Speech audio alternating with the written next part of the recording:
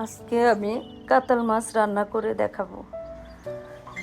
প্রথমে সয়াবিন তেল দিলাম, পেঁয়াজ বাটা দিলাম, রসুন বাটা দিলাম,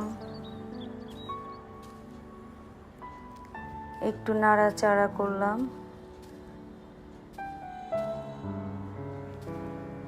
জিরার গুঁড়ি দিলাম, ধনিয়ার গুঁড়া দিলাম,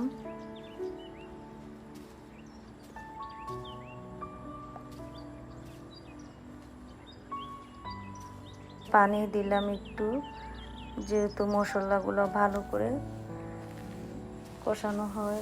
লবণ দিলাম স্বাদ মতো, হলুদ দিলাম,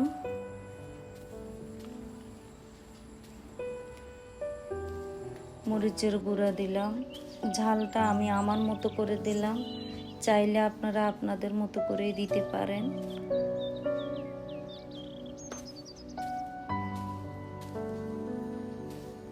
ভালো করে কষানোর পর মাছগুলি দিয়ে দিলাম।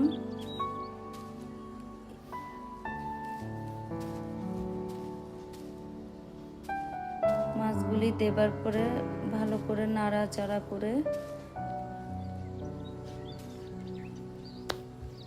আমি কোনো পানি ব্যবহার করতেছি না, এই পানিতে মাছ কষানো হচ্ছে।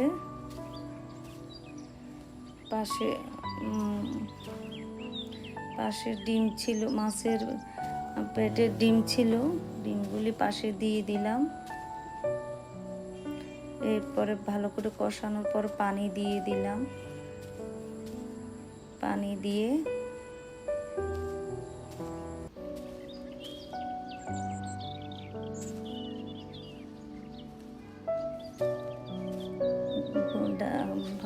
দিয়ে গুঁড়ি দিলাম।